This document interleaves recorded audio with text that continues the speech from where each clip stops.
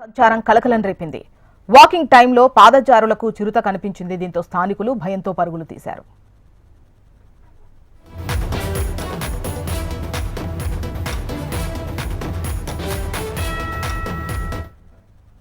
తిరుపతి కపిల తీర్థం దగ్గర చిరుత సంచారానికి సంబంధించి డీటెయిల్స్ మనకు రాము అందిస్తారు. రాము,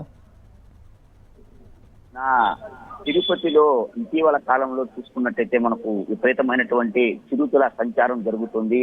ఒక పక్క వేదిక్ యూనివర్సిటీ, మరోవైపు అగ్రికల్చర్ యూనివర్సిటీ, ఇంకొక వైపు వెటనరీ యూనివర్సిటీ.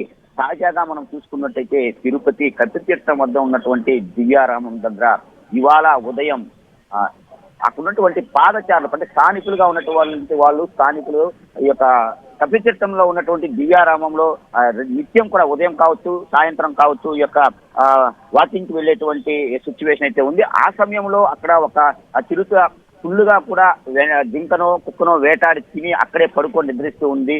అంటే ఈ పాదచారులు దాన్ని గమనించి ఎక్కువగా అక్కడ జనం గుమికూడటంతో కూడా పూర్తిగా అక్కడి నుంచి చిరుత ఆ పొదల్లోకి వెళ్ళిపోయింది, అటవీ ప్రాంతంలోకి వెళ్ళిపోయింది. అయితే అక్కడే ఉన్నటువంటి ఫారెస్ట్ అధికారులు అంటే దాదాపు అక్కడ డిఎఫ్ఓ గారు స్థాయి నుంచి ఆ పెద్ద అధికారులందరూ కూడా అక్కడే ఉంటారు. అంటే వీళ్ళందరూ కూడా ఆ యొక్క చిరుతలు రావటాన్ని పూర్తిగా అరికట్టలేకపోతున్నారు అనేటువంటిది స్థానికుల్లో ఒక రకమైనటువంటి ఆ భయాందోళనకు గురయ్యేటువంటి పరిస్థితి కనపడుతుంది. వరుస చిరుత కలకలంతో కూడా అటువైపు చూసుకున్నట్టయితే ఈ యొక్క విద్యార్థులు కావచ్చు, యూనివర్సిటీల్లో ఇటువైపు మనం కపితీర్థం సైడ్ చూసుకున్నట్టయితే స్థానికంగా ఉన్నటువంటి ప్రజలు కూడా ఆ పెద్ద ఎత్తున దీని మీద విచారం వ్యక్తం చేస్తున్నారు. పులులు ఏవైతే వస్తున్నాయో వాటన్నిటిని కూడా పూర్తిగా అరికట్టి పట్టుకొని ఈ యొక్క అటవీ ప్రాంతాల సైడ్ దట్టమైనటువంటి నల్లమల అడవుల్లో కూడా వదిలేయాలి అనేటువంటిది ఇక్కడున్నటువంటి ప్రజలు కోరుతూ ఉన్నారు. ఝాన్సీ.